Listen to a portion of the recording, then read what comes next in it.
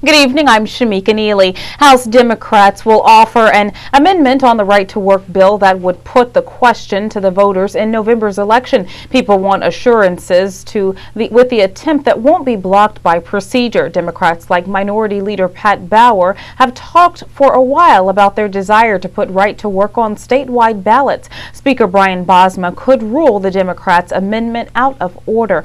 Bosma says he still doesn't think the idea of a referendum will garner enough support.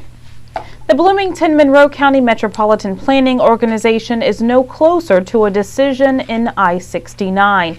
The I-69 subcommittee met today but didn't accomplish much because no one from the Indiana Department of Transportation or Federal Highway Administration attended. WTIU's Dan Goldblatt has that story.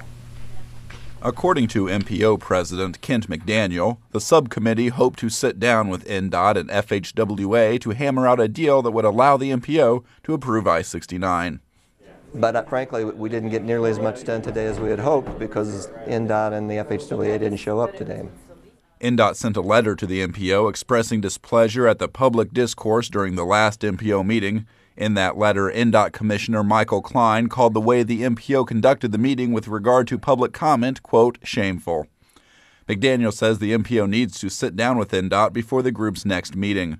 What we need to do is figure out a way to leverage what little influence we have with NDOT and get them to the table to let us participate in the design of Section 5.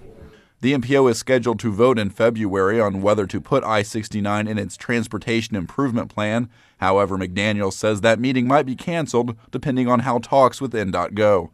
McDaniel says he might move the vote on I-69 to the March meeting to give the MPO more time to reach a decision. For WTIU News, I'm Dan Goldblatt.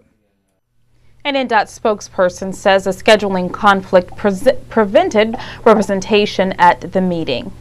Indiana legislators want to expand the number of substances on a list banning synthetic drugs. A bill passed last session. Garnett Republican Representative David Yardy co-authored this year's so-called Spice Bill.